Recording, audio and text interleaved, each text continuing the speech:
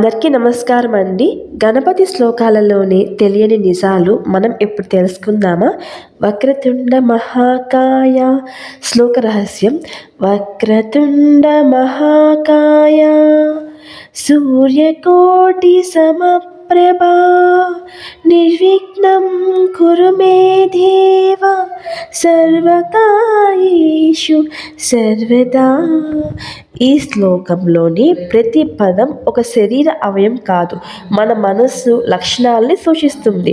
వక్రతుండ అంటే సమస్యలను చాకచక్యంగా తిప్పగల తెలివి. మహాకాయ అంటే విశాలమైన ఆలోచన. నిర్విఘ్నం అంటే మన అంతరాయాలను తొలగిపోవడం. ఇక రెండవ శ్లోకాన్ని విషయానికి వస్తే గణపతి గాయత్రి శ్లోకం ఎందుకు శక్తివంతం? ఓం ఏకదంతాయ విద్మహే వక్రతుండాయ ధీమహి తన్నో దంత ప్రచోదయాత్. ఇందులోని అరుదైన నిజం ఏమిటంటే ఈ శ్లోకం చదువు, బుద్ధి, మెమొరీ పెరిగేందుకు ఉపయోగిస్తారు.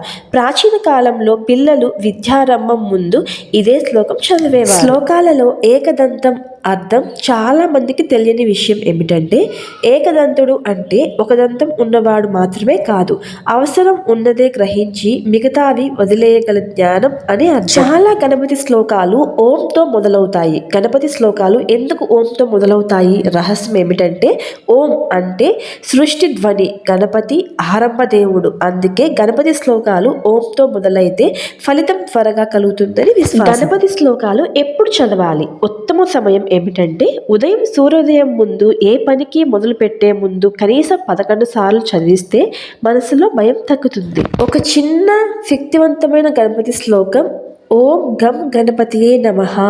తెలియని విషయం ఏమిటంటే ఈ ఒక్క మంత్రం రోజు 108 సార్లు జపిస్తే నెగిటివ్ ఆలోచనలు తగ్గుతాయని శాస్త్రాల్లో చెప్పబడింది. గణపతి శ్లోకాలు ప్రార్థన కోసం మాత్రమే కాదు, మన ఆలోచనలు, ధైర్యం, విజయం కోసం కూడా.